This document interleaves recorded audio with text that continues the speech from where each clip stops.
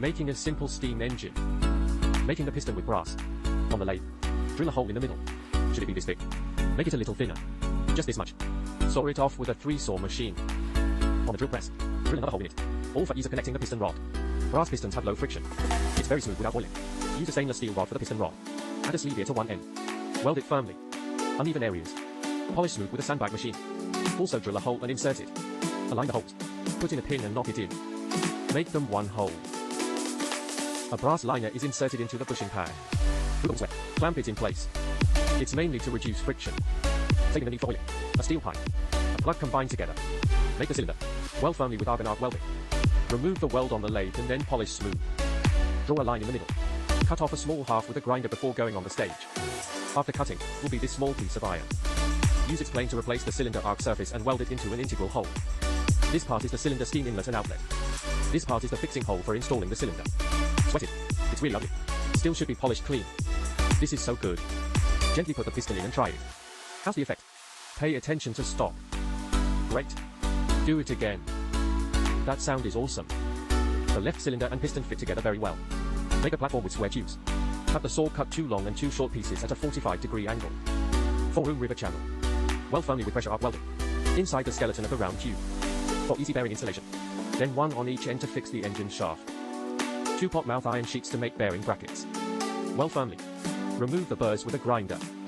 Weld firmly on the short side of the platform. Look at how beautiful this weld is. No need to grind. Drilling with a drill press on a piece of flat steel. Drill the cylinder mounting holes and steam inlet outlet.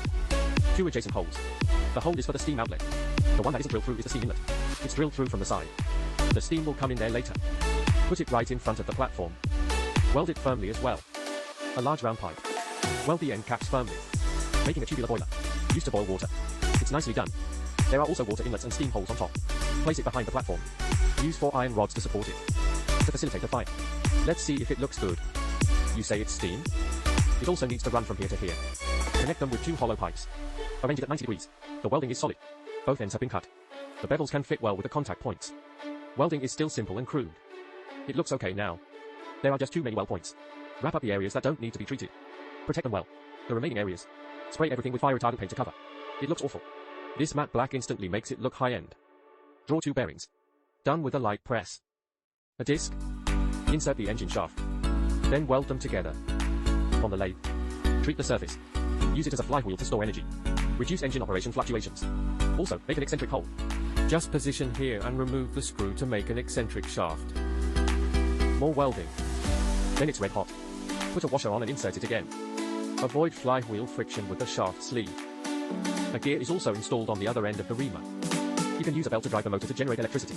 It can also be used directly as a power output. Or you can just do nothing. Just for fun.